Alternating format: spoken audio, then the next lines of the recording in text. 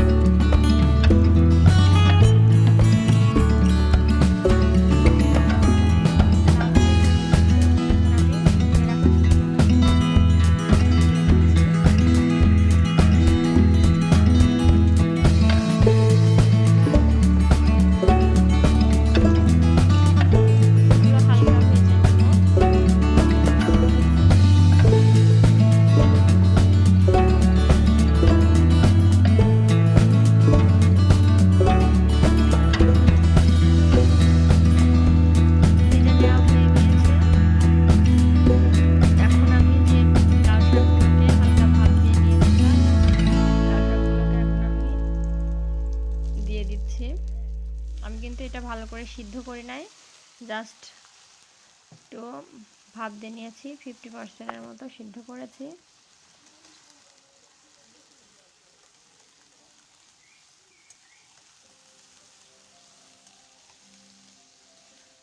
আর এভাবে লাউ শাক কিন্তু খুবই মজা লাগে।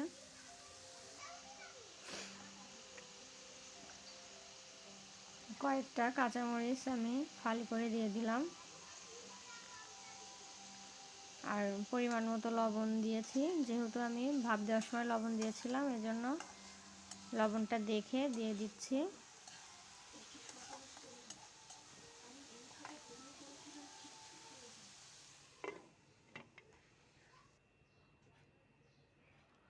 তো আমি এই যে পানি বের হয়েছে, আর এই পানি থেকে কিন্তু সিদ্ধ হয়ে যাবে।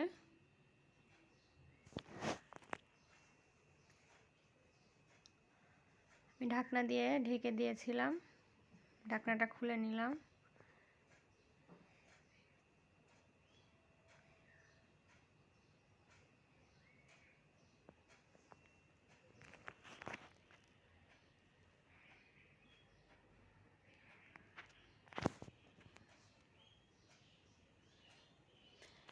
এটা কিন্তু এখন রান্নাটা কমপ্লিট হয়ে গিয়েছে। দেখুন, খুবই হালকা মশলাতে,